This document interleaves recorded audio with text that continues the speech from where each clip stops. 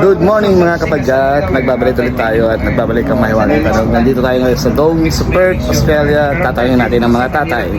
Brother Neds, gapo mo nga. Ay, ikaw yung ano. Welcome back. Malapit ng Valentine's Day. Ay baka hindi ako makapag-ride. Tatanong ko na, anong message mo kay Mrs.? Magpakabait ka. Para salamat sa ano. Sana everyday Valentine's Day. With third jerk. Ikaw brother. Valentine's Day? Message mo kay Mrs. Dapat siya ba may message siya no? Ako. Ikaw din, Kasi birthday ko yun eh. Birthday mo yun.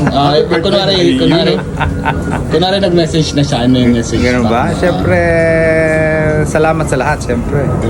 Ang gwapo mo. Ang gwapo mo dito. Panoorin mo pag napili. Yun no? Ikaw brother. Ako message Huwag ko. kang kakamali. Ang sagot mo last year, magpakabait ako. Ay, iba na ba ngayon? Ngayon, magpapakabait naman siya. Palitan lang ba? Siyempre, mahal na mahal ko siya. Malakasan oh. Umabol yung mga gwapo. Ayan sila.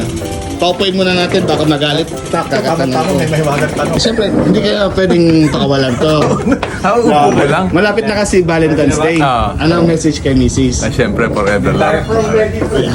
Forever love. Yan. Malapit na kasi Valentine's Day. Anong message kay Mrs.? Ano pa ba? Anong message mo kay Mrs.? I love you.